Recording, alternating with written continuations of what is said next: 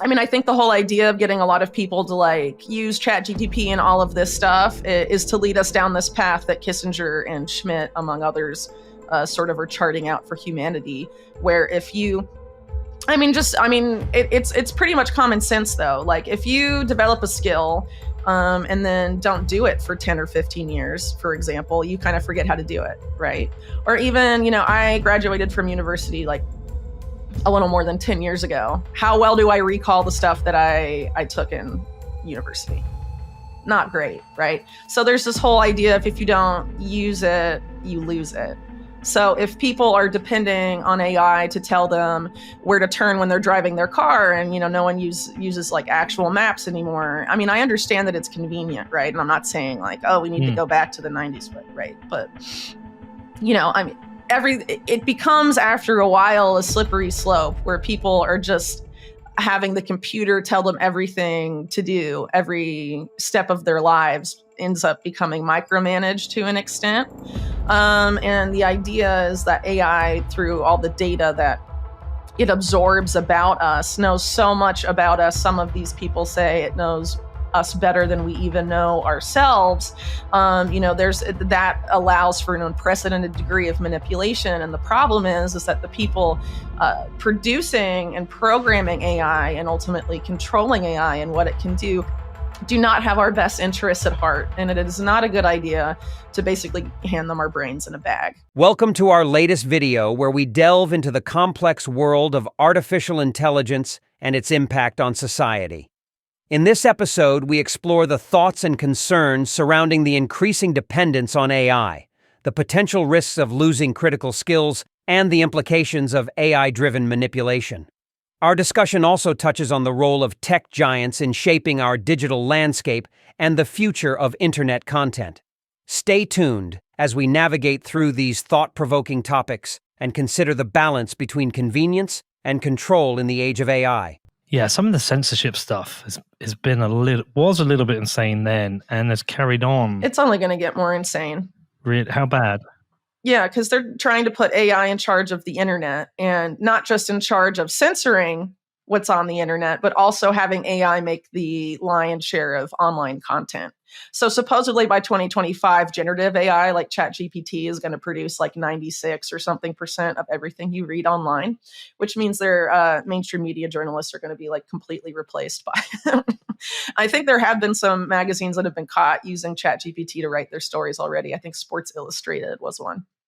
But wow. only going to get crazier. And so when you have AI both like producing and then curating, i.e. censoring, everything, then AI dominates the information environment, and whoever programs AI and stipulates like what information is okay and who isn't has like unprecedented control.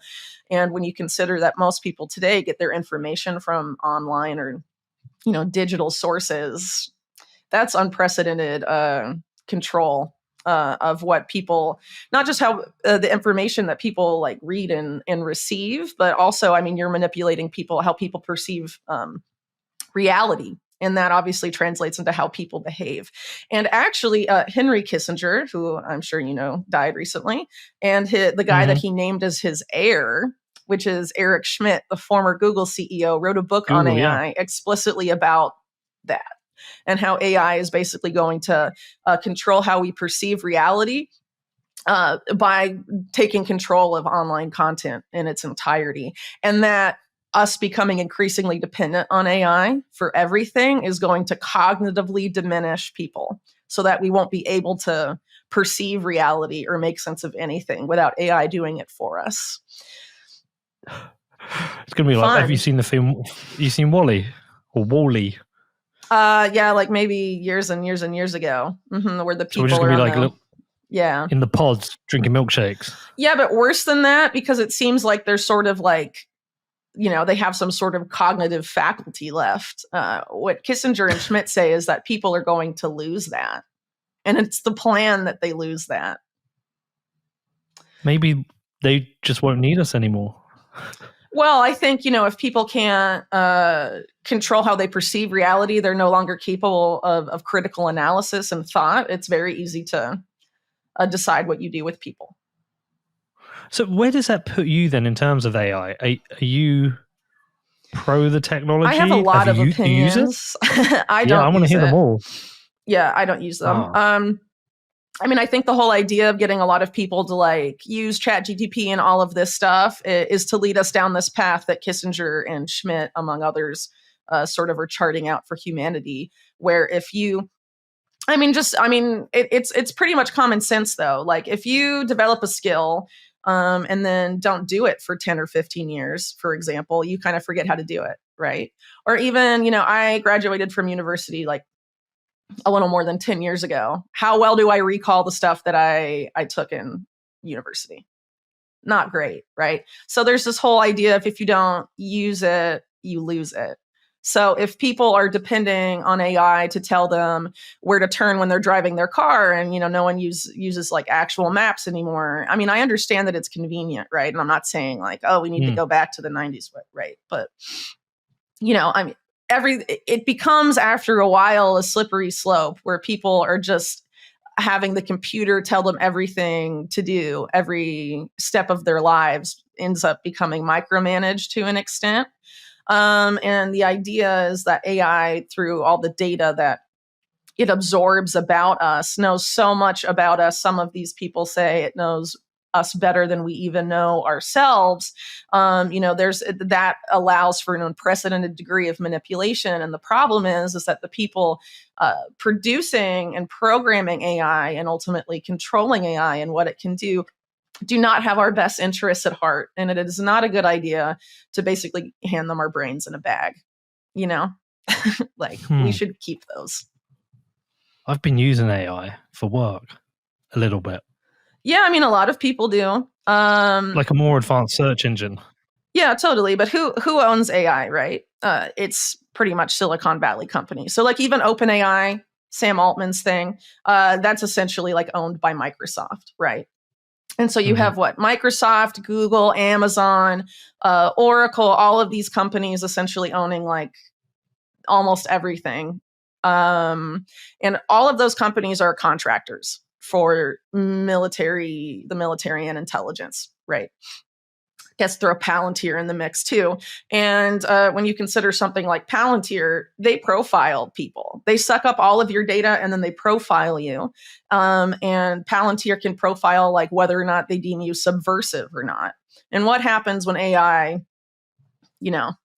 gets access of that and gets put in control of things like humanitarian aid, like they're talking about doing, or in charge of, the government itself, which is also talked about in the Schmidt-Kissinger book. It gets complicated. So, a lot of people have been talking about the coming sort of like social credit paradigm, for example. So what happens if there's a big crisis, your country is like a war zone or the economy collapses and you're dependent on humanitarian aid or some sort of aid from the government or some other group and there isn't enough for everyone, right? And so they decide, oh, well, it's fairer to put super intelligent AI in charge of it. And then that AI is like, oh, well, this person's been very compliant and hasn't committed all of these thought crimes, but not you. Who is it going to decide to give the food rations to and stuff like that? That's the risk of a lot of this stuff when it gets put in charge of too many systems. And then there's like a whole other side to it when you're dealing with stuff like AI weaponry, which we're seeing being used right now in the Israel-Gaza conflict to a significant degree, where they're deciding assassination targets, suppose people that they're deeming to be Hamas affiliated, which no one knows exactly how they're determining that. I mean, it could be someone who is a second cousin of someone in Hamas or something. We don't really know because there's no transparency. But obviously, the fact that they've gone from before this AI algorithm to identifying something like 15 to 20 targets a day to identifying hundreds of targets a day, something's going on. And there's a huge issue there with what if that AI is using, social media activity to decide who lives and who dies, literally. And what happens when that kind of technology gets exported. I mean, Israel's tech sector specifically is known for testing all sorts of tech on Palestinians, surveillance tech and weapons tech, and then they export it abroad. Israel's defense tech and defense industry is massive. It's like, I think, one of the biggest parts of their GDP, right? So, this isn't just going to stay there. And AI weaponry has also been tested in Ukraine to a significant degree. And there's a lot of people, the same people that created Palantir, essentially Peter Thiel, a lot of that money is behind, the AI weaponry stuff today. That's troubling stuff. And then there's another issue of whether AI is actually accurate or not. So, they'll say, like with facial recognition, I think there was a report a few years ago in the UK that a lot of the facial recognition stuff that the Met Police and other law enforcement groups are using are insanely inaccurate.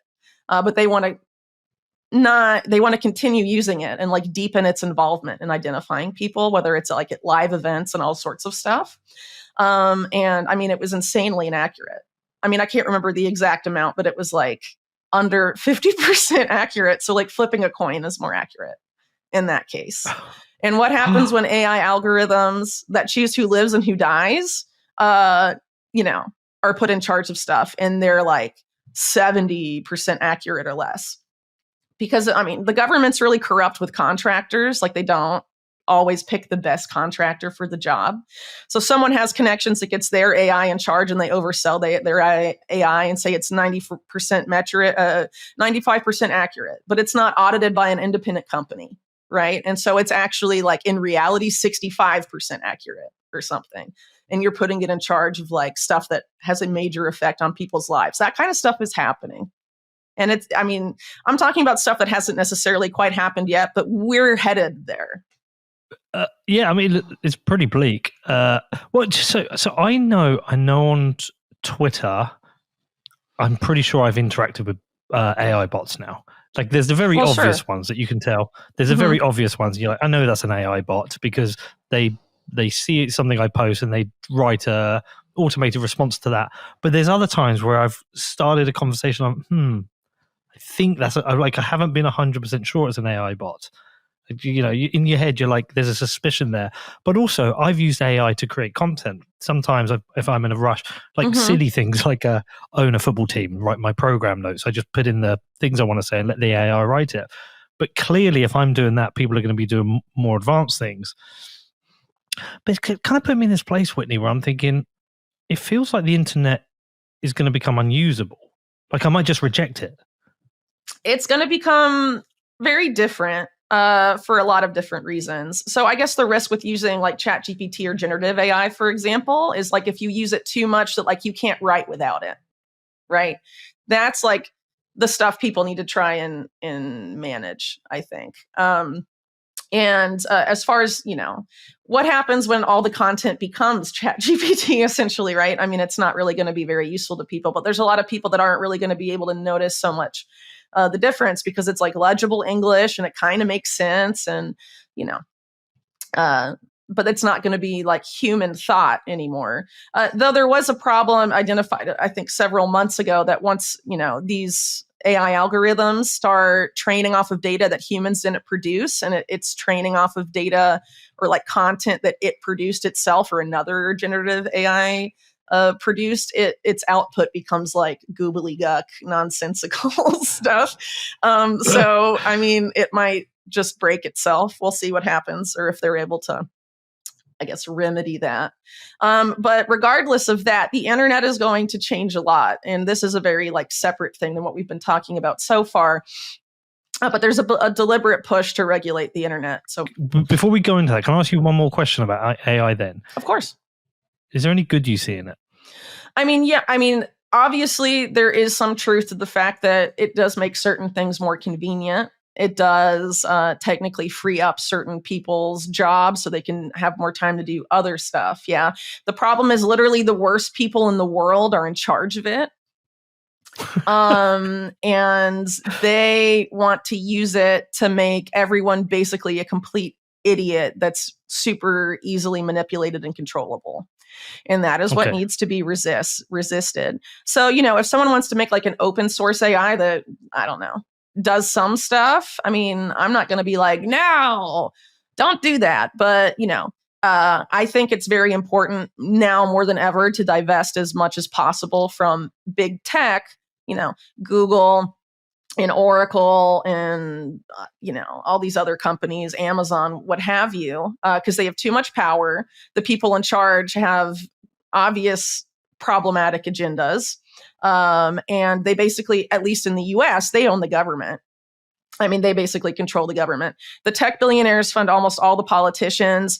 They have access to all of the data of the military and intelligence agencies. And frankly, the Silicon Valley companies and the national security state in the US have fused 100%. They are the same blob. You can't tell where one ends and one begins anymore. That's highly problematic. That's fascism, right? When corporations and government fuse. So yeah, Silicon Valley fascism has arrived, at least in the United States. I think a lot of people just haven't realized it yet. So those companies we cannot feed, and they feed off of our data. They've been saying for years, data is the new oil. So instead of the oil barons of the early 20th century, these are the data barons of now. We need to divest from them if we do not want them to have extreme entrenched power, because a lot of these guys are transhumanists with the view that humans must merge with machine, not that the humans that want to merge with machine can. Right. And a lot of this stuff becomes like highly problematic after a while, including a lot of their visions for how human society needs to be organized. They're very clearly, the majority of them, not interested in democracy at all. They're interested in some sort of technocracy or some sort of authoritarian, very controlled environment. Thank you for joining us in this enlightening conversation about the role of AI in our lives and its broader societal implications. We've covered a range of issues, from the potential loss of human skills and cognitive abilities to the influence of tech giants and the future of online content. As we wrap up, we invite you to reflect on the balance between leveraging AI for convenience and maintaining our independence and critical thinking skills. Don't forget to like, share, and subscribe for more insightful discussions. See you in the next video.